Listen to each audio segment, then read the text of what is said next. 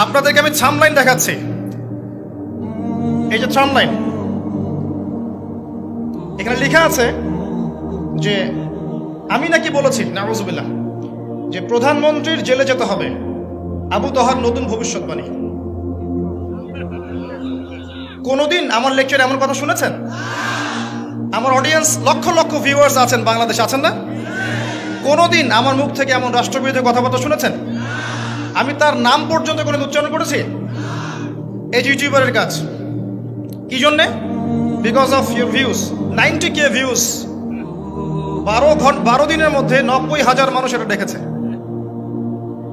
এটা যখন প্রশাসনের কাছে যাবে, ঊর্ধ্বতন কর্তৃপক্ষের কাছে যাবে, তারা কি এই কথার সত্যতা মিথ্যা যাচাই করতে আসবে? এই ব্লেমটা কার উপর যাবে? এই ব্লেমটা কার উপর যাবে?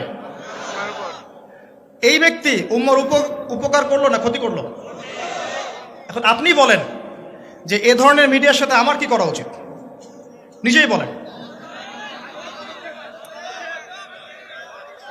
এই মিডিয়ার নাম তাওহিদ টিভি। আমি আমার ভাইদেরকে বলেছি এই ব্যক্তিকে খুঁজে বের করতে, প্রয়োজনে আমি নিজের নামে মামলা দিব ইনশাল্লাহ। এরকম যত মিডিয়া আছে, এই মিডিয়াগুলো সম্পর্কে আমাদেরকে সর্বোচ্চ সতর্ক থাকতে হবে।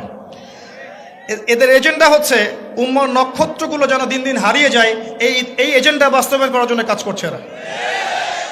এতে করে একটা শান্তি স্থিতিশীল পরিবেশের মধ্যে তারা অস্থিতিশীলতা তৈরি করতে চায়।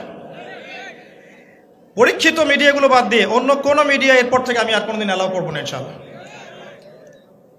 আমি এটা করতে বাধ্য হলাম, আপনারাও জানেন আমি এমন ছিলাম না। এ ধরনের কার্যকলাপের কারণে আমি এরকম করতে বাধ্য হলাম। আমাকে ব্লেম করবেন না। ব্লেম যাদের প্রাপ্য তাদেরকে গিয়ে করুন। আল্লাহ পাক আমাদেরকে এ ধরনের দাজ্জাল এবং কাযযাব থেকে হেফাজত করুন, আমিন।